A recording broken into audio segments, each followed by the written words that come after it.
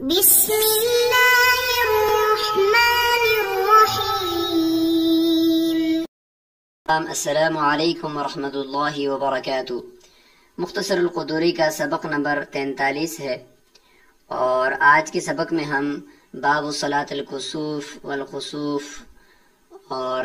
والاستسقاء ان نمازوں کا انشاءاللہ آج ہم تذکرہ کریں گے،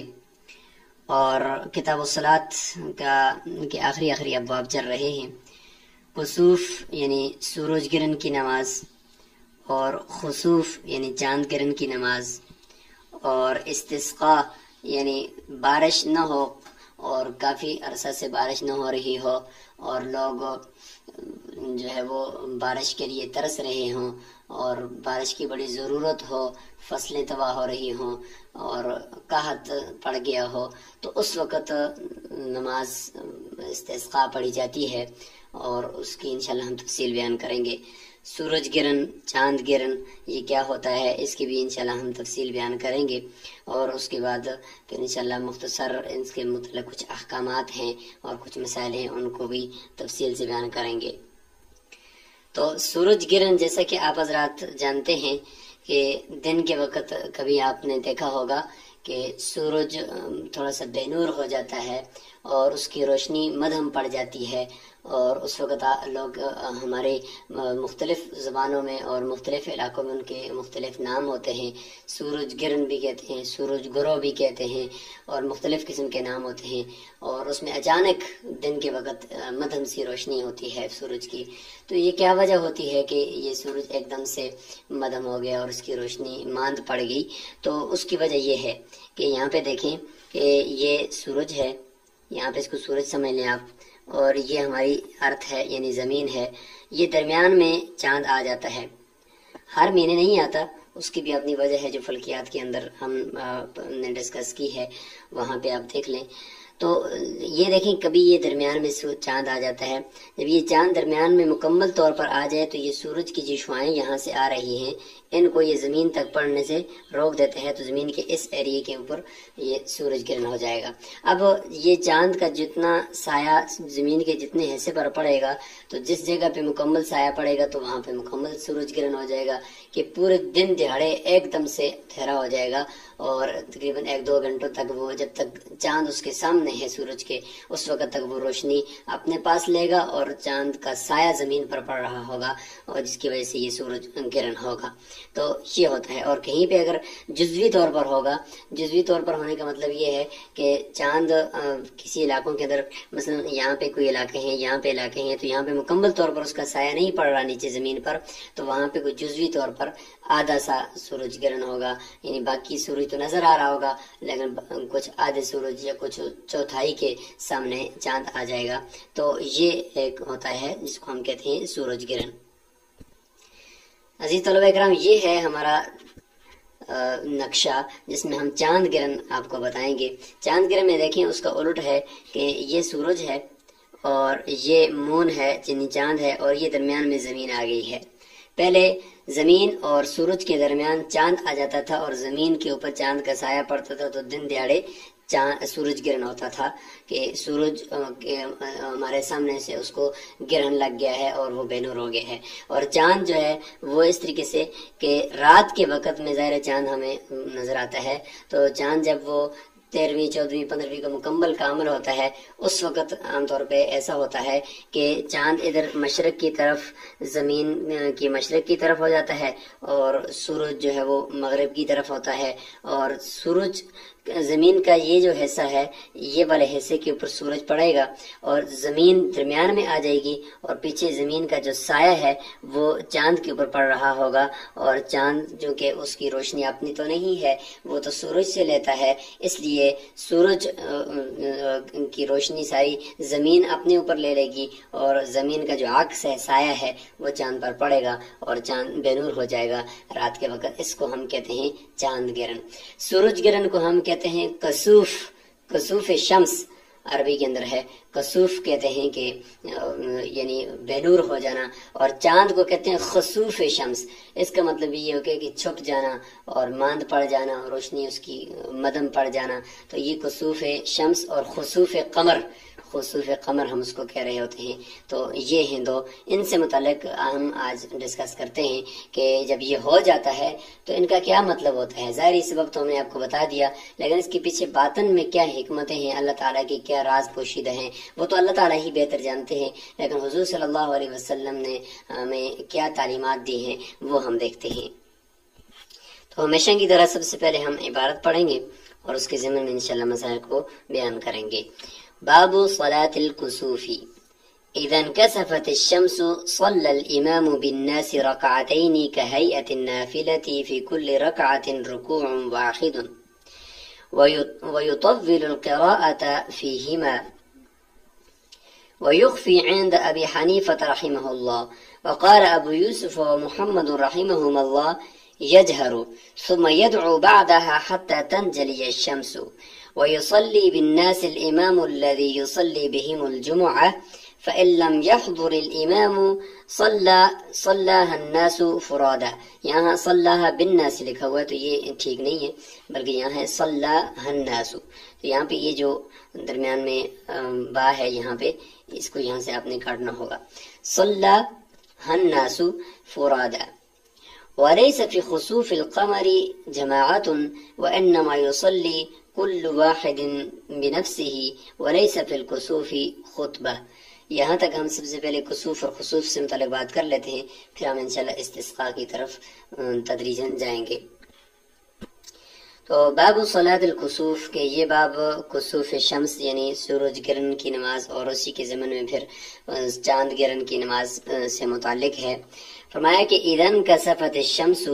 جب سورج بے نور ہو جائے اور اس کو گرہن لگ جائے، صلی الامام بالناس، تو امام یا اس کا نائب وہ لوگوں کو پڑھائے گا نماز. کتنی رکعتیں؟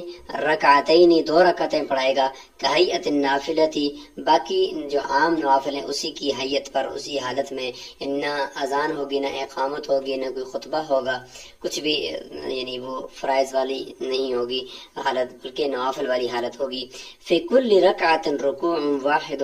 ہر رکعت کے اندر ایک ہی رکوع ہونا چاہیے. یہ احناف کا مسلک ہے. شوافی کا مسلک یہ ہے کہ ہر رکعت کے اندر 2 رکوع ہوں گے. اپنی جگہ پر ان کے دلائل ہیں اور احادیث ہیں، جبکہ احناف کے نزدیک ایک رکوع ہے. وَيُطَوِّلُ الْقِرَاءَةَ فِيهِمَا، اور قراءت کو بہت طویل کرے گا دونوں رکعتوں کے اندر امام، چونکہ یہ جب تک سورج گرہن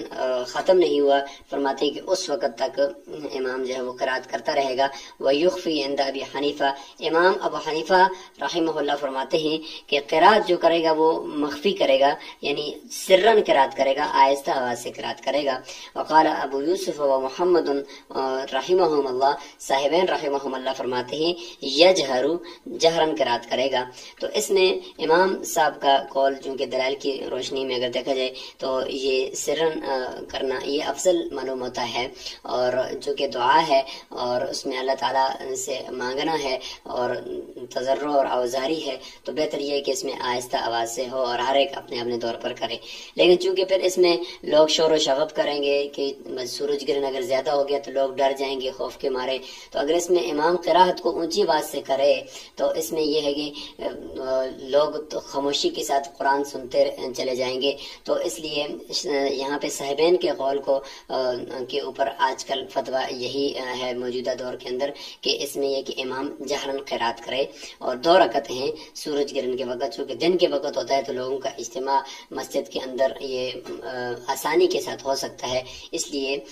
وہ طویل قراءت کرے گا اور جب تک سورج گرہن ختم نہیں ہوا اس وقت تک وہ قراءت کرتا رہے گا. ثم يدعو بعدها، پھر اس کے بعد دعا کرے گا، یہ اور دعا طویل دعا کرتا رہے گا. حتی تنجلی الشمس، یہاں تک کہ سورج جو ہے وہ روشن ہو جائے اور اس کے اوپر سے جو بے نوری تھی وہ ختم ہو جائے، اور درمیان سے ظاہری طور پر جو سبب ہے وہ درمیان سے یعنی جو زمین اور سورج کے درمیان چاند حائل ہو گیا تھا وہ درمیان سے ہٹ جائے.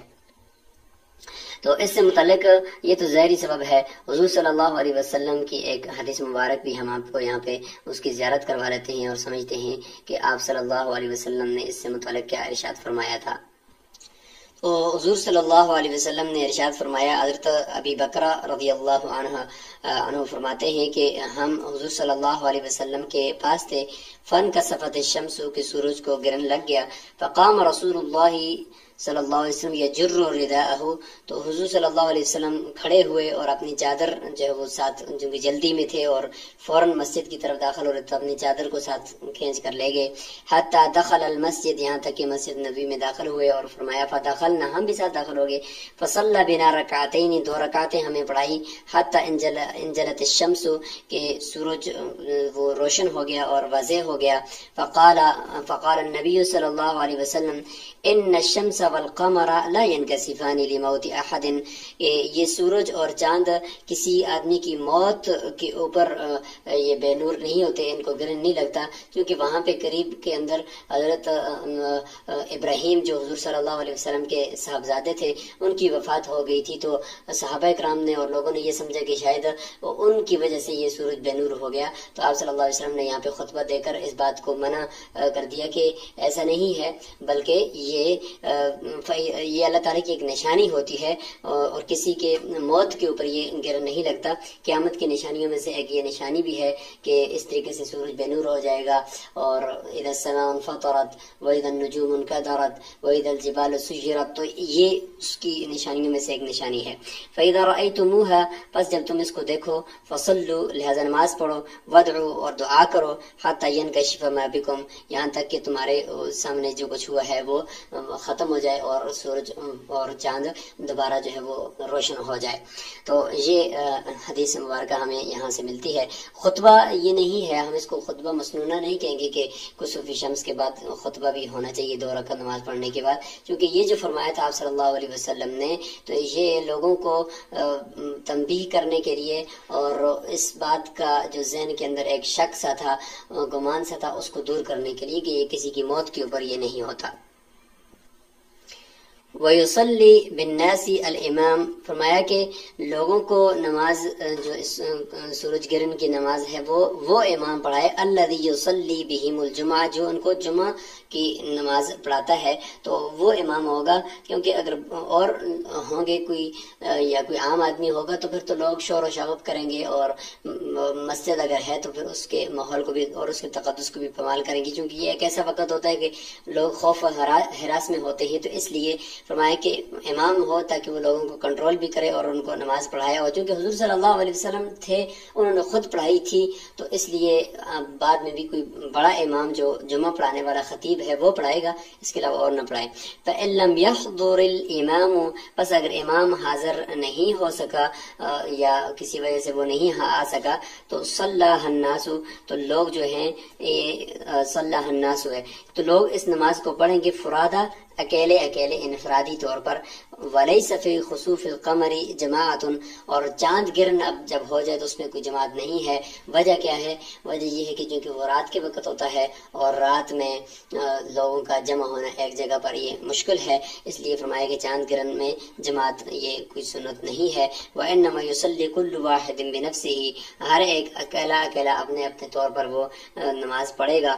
چاند گرن کی۔ وَلَيْسَ فِي الْكُسُوفِ خُطْبَةٌ، اور خطبہ جو ہے وہ کسوف شمس کی نماز میں یعنی سورج گرہن کی نماز میں وہ منقول نہیں ہے۔ میں نے جس طرح آپ کو بتا دیا کہ وہ جو حضور صلی اللہ علیہ وسلم نے حدیث مبارکہ نبی کے اندر پیش فرمائی تھی، تو وہ اس حوالے سے تھی کہ وہ ایک لوگوں کے ذہنوں کے اندر جو گمان تھا اور شک تھا اس کو دور کرنے کے لیے۔ تو یہاں تک صلاۃ کسوف اور خسوف کا ذکر ہوا۔ اب ہم آگے اسی کے ساتھ ہی انشاءاللہ نماز استسقاء کا بھی ذکر کرتے ہیں، اور اس کی عبارت کو بھی یہاں سے ہی ہم پڑھنا شروع کر دیتے ہیں۔ باب الاستسقاء، استسقاء کیسے کہتے ہیں؟ جیسے کہ آپ کو شروع میں بتا دیا کہ جب پانی کی طلب ہو اور قحط پڑ چکا ہو، فصلیں خراب ہو گئی ہوں، خشک ہو گئی ہوں، اور چرند پرند کو بھی پانی کی ضرورت ہو، انسانوں کو بھی ضرورت ہو، تو اس وقت بارش نہ برس رہی ہو، تو ایک دعا ہے، حقیقت میں تو اس کو ہم دعا کہتے ہیں، اور ہے بھی یہ دعا کہ لوگوں کا اللہ تعالیٰ کے سامنے آوازاری کرنا، جیسے کہ سورہ نوح کے اندر اندر ہے کہ فَقُلْتُ اسْتَغْفِرُوا رَبَّكُمْ إِنَّهُ كَانَ غَفَّارًا، کہ اپنے رب سے بخشش طلب کرو، وہ بخشش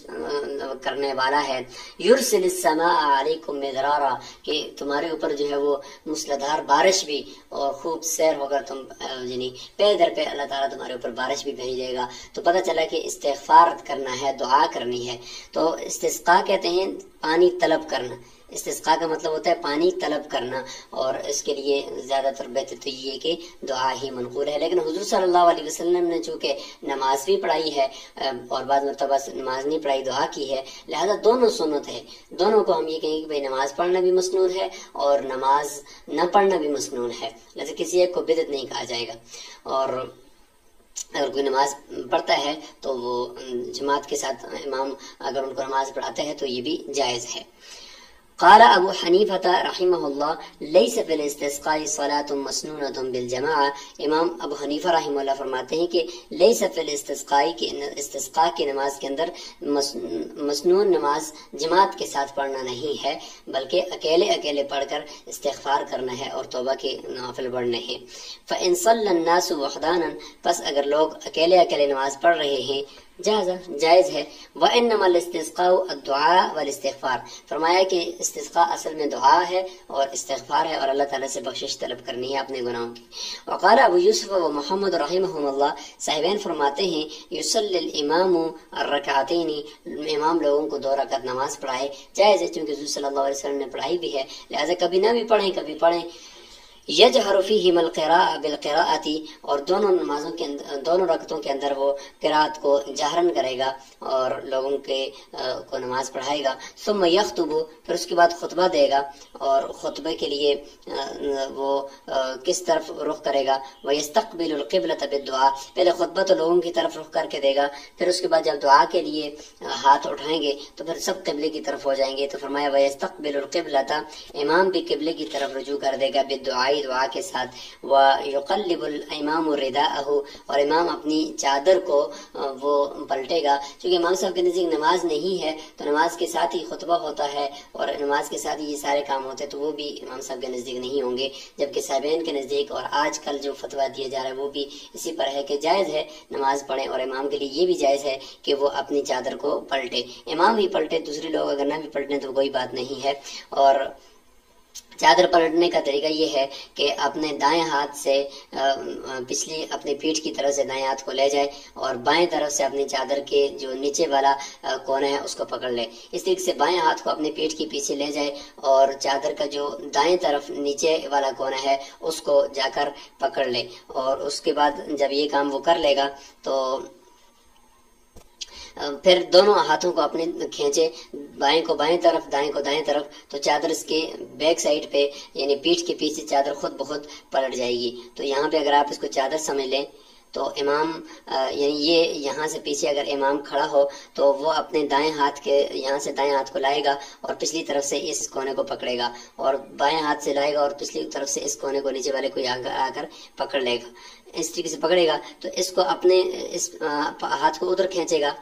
اور اس ہاتھ کو ادھر کھینچے گا، تو یہ اس طریقے سے چادر خود بخود پلٹ جائے گی. تو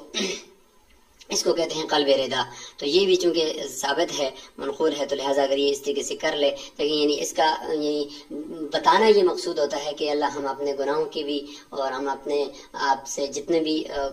چیزیں ہیں ان کو ہم تبدیل کر رہے ہیں، اپنی زندگی کو تبدیل کر رہے ہیں، اپنے آئندہ کے لیے ہم آپ کو ناراض نہیں کریں گے. تو یہ ساری یہ علامات ہوتی ہیں. اور کپڑے بھی جو ہے وہ اس طرح کے پہنے کے جس سے آہوزاری کا پتہ چلے، عاجزی کا پتہ چلے. بچوں کو بھی ساتھ لے کر جانا ہے، جانوروں کو اور مویشیوں کو بھی ساتھ لے کر بہتر یہ کہ جائیں اور اللہ تعالیٰ کے سامنے گڑگڑائیں ایک میدان کے اندر، تاکہ اللہ تعالیٰ رحم و کرم والا معاملہ فرمائے. تو یہ ہے وَلَا يُقَلِّبُ الْقَوْمُ أَرْدِيَتَهُمْ، فرمایا کہ سب لوگ جو ہے وہ اپنی چادروں کو نہ پلٹیں، چونکہ یہ کام پھر یہ ہو جائے گی کہ بھگدڑ سی مچ جائے گی اور لوگ بھی سمجھے گے کہ یہ کیا ہو گیا، تو پھر وہ وہاں پہ آوازاری نہیں رہے گی، اور پھر اس میں ہنسانا بھی ہوتا ہے، اور پھر اس میں ایک شور و غوغا بھی ہو جائے گا. اس لیے فرمایا کہ قوم جو ہے لوگ نہ